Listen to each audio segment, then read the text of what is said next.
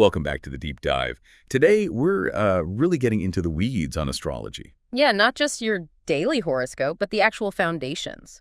We're drawing a lot from Kanir Kubashuk's Sonam Başlangıcı. Right.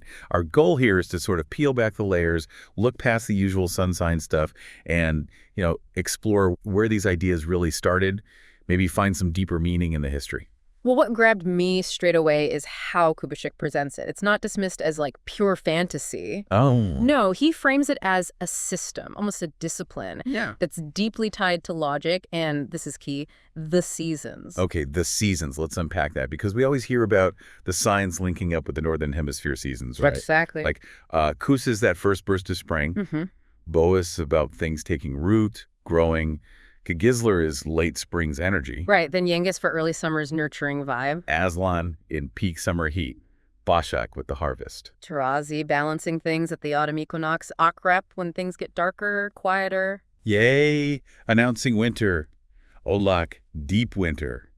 Kova looking ahead to spring. And Bulak, those first subtle signs of new life returning. That whole cycle. And here's the catch, I guess. This is where it gets really interesting, yeah. Those dates, those seasonal feelings, they just don't line up if you're in the Southern Hemisphere. Okay. But astrology uses the exact same symbols, the same meanings everywhere. So that raises a big question.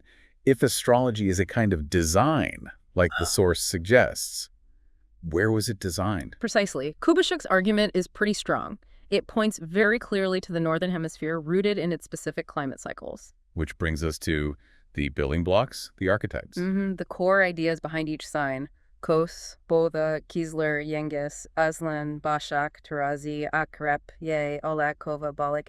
Each has its own sort of universal pattern. And following that design idea, the environment where it was created would have imprinted itself onto those archetypes. Right? You'd expect it to, yeah. The surroundings shape the concepts. It's a natural principle of design, really. So if we look closely at these specific archetypes, can we figure out when this system might have been designed? What kind of world do they describe? That's the approach. And certain things definitely jump out. Like what?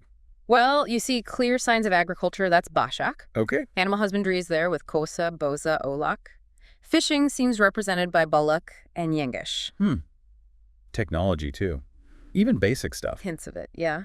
Tarazi, the scales imply measurement, maybe trade. Yay, the bow and arrow. Kova, the water bearer, suggests containers, maybe irrigation tech. And hunting. Definitely Yay again, and Aslan, the lion.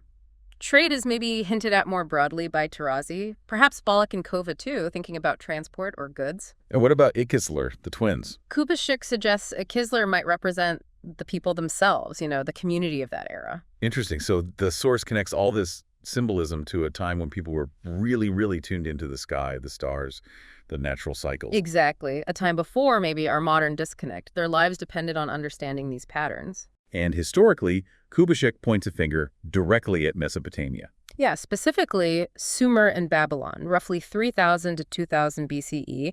Think about it, early agriculture, massive reliance on seasons, and they were meticulous sky watchers. It fits. It really does align with those archetypes we just listed. And he refines the timing even further. He links it to the broader Sumerian civilization, which goes back to maybe 4000 BCE. Okay. And connects it, quite intriguingly, to the traditional Jewish date for creation, 3761 BCE. Wow, that's specific. So that overlap. That overlapping period becomes really significant in his analysis. He argues that the social structure, the technology, the whole way of life around that specific time, around 3761 BCE, is reflected in the zodiac archetypes. That's the claim. He maps it out. Başak and agriculture, Kos, Bosa, Oğlak and animal herding, Balık, Yengiz and fishing, Tarazi, Yay, Kova, showing their technology level, Akrep maybe even reflecting the local geography, the scorpion being common there, Yay, Aslan for hunting, Balık, Kova, Tarazi hinting at trade routes, and Kizler as the people. It's quite a detailed picture he paints, linking it all back to that specific time and place. It really underscores how influential that ancient Mesopotamian world was. It's not just some dusty history. Its ideas have had this incredibly long reach. So, considering where Kubashuk argues these ideas originated and how these ancient archetypes seem to echo through time, maybe even connecting to things we see today, as he hints at later. Here's something to think about. If we understand these foundations, this specific historical and environmental context, does that give us a new way to look at why astrology, these ancient concepts, still feel relevant or resonant for so many people, even now? A powerful question to leave things on. Definitely something to mull over. Thanks for diving deep with us today.